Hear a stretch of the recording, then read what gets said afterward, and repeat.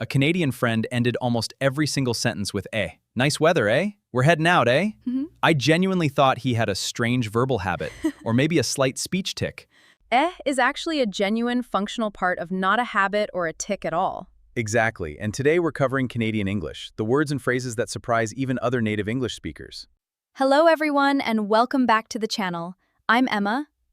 And I'm Daniel. Let's get straight into it. After our British versus American and Australian episodes did so well, Canadian English was the natural next stop on this journey.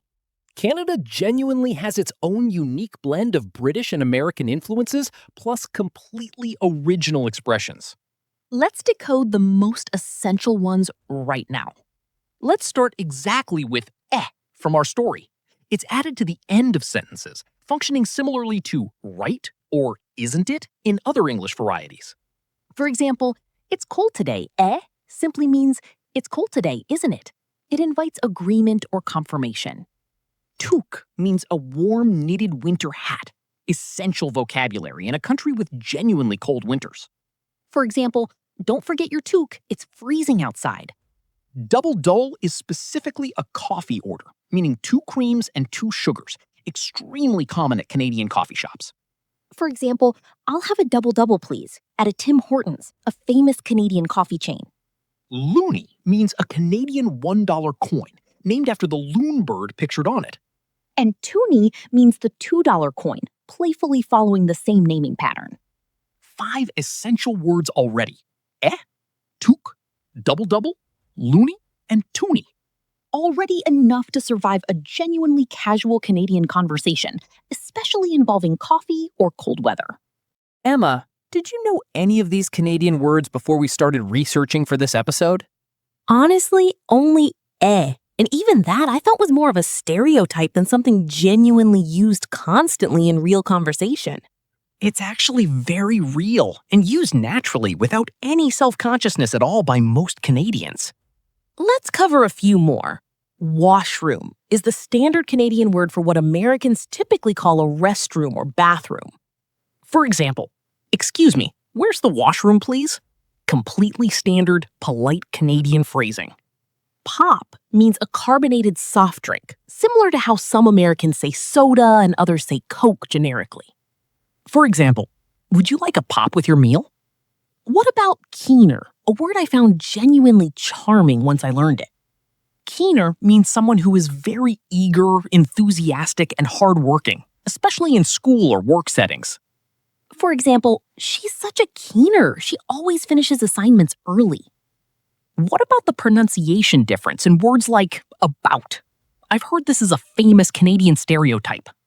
Yes, many Canadians pronounce about with a sound that non-Canadians often hear as closer to a boot, though Canadians themselves usually don't perceive it that way at all.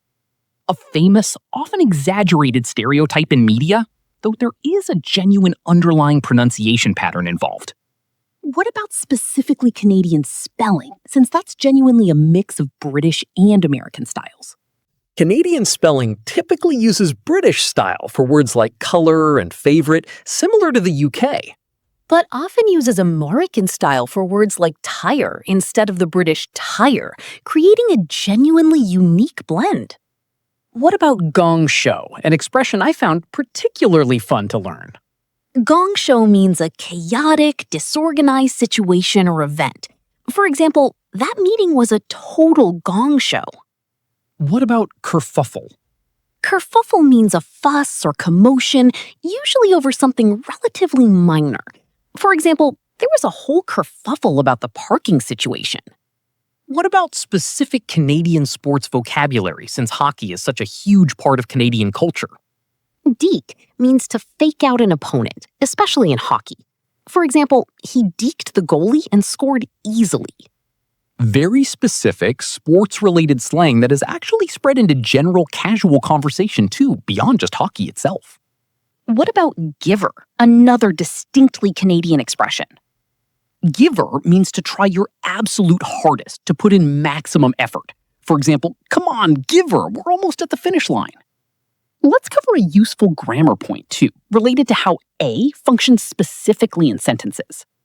A typically follows a statement, turning it into something closer to a question seeking agreement without changing the core sentence structure. For example, nice day, A, doesn't require restructuring the original statement, nice day, at all. Simply adding A transforms its function.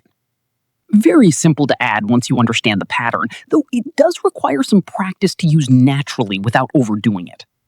Definitely a word best learned by listening to real Canadian speech patterns to understand the natural rhythm and frequency. Let's review the essential Canadian words from today, all together. A, a sentence-ending word inviting agreement. Toque, a warm winter hat. Double-double, coffee with 2 creams, 2 sugars. Loonie, $1 coin. Toonie, $2 coin. Washroom, bathroom or restroom. Pop, a carbonated soft drink. Keener, an eager, enthusiastic person. Gong show, a chaotic situation. Kerfuffle, a fuss over something minor. And giver, to try your absolute hardest. 11 essential Canadian expressions now, genuinely common throughout everyday Canadian conversation. Practice adding A to one sentence today, just to feel how naturally it fits at the end. Daniel, tell us the full story about your Canadian friend and all that A. So this was a coworker from a previous job, originally from Canada, working temporarily in my city. Your first real exposure to genuine, everyday Canadian speech patterns. Completely my first exposure. Within our first conversation alone, he said A probably 5 or 6 separate times. Did you notice it immediately, or did it take a few conversations to register? Immediately, actually. I remember thinking, quite genuinely, that he might have some kind of unique speech pattern or habit specific to him personally. A completely understandable first impression, without any context. Extremely understandable, at least to me at the time. I actually asked a mutual colleague privately, quite carefully, whether this was just how he spoke individually.